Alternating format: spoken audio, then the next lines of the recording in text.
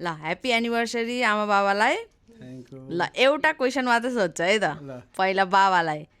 यति वर्ष भयो 40 वर्ष होइन आज बिहा गरेको, अहिलेको जेनेरेसनलाई हजुर के भन्न चाहनुहुन्छ? सम्बन्ध कसरी यसरी यत्रो लामोसम्म गयो? मैले आजसम्म न मेरो परिवारमा मेरो बुढीलाई मैले आजसम्म न गाली गरेको छु, न पिटेको छु, न केही गरेको छु। मैले आजसम्म यति माया गरेर राखेको छु। त्यसैमा मेरो परिवारलाई मेरो बुढीलाई मैले थ्याङ्क यू भन्न चाहन्छु। के हो एउटा राज के हो त्यस्तो यति लङसम्म यस्तो राम्रो सम्बन्धको?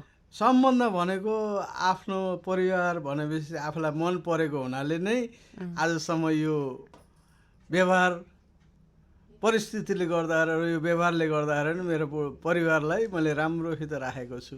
ल अब आमाको पाली। अहिलेको जेनेरेसनलाई सम्बन्ध यसरी टिकाउनलाई के गर्नुपर्छ यस्तो टिक्छ? ल एउटा विश्वास, आफूले अर्कालाई कति विश्वास गर्ने, आफूलाई कति विश्वास गर्ने, त्यो विश्वासमाथि भर पर्छ। अरू के?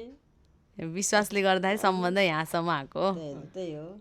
ल हाम्रो इन्टरकास्ट यस्तो जोडीलाई यति सङ्घर्ष गरेर यहाँसम्म आज 40 वर्ष कटेकोमा धेरै धेरै बधाई छ। ह्याप्पी एनिभर्सरी आमा बाबा।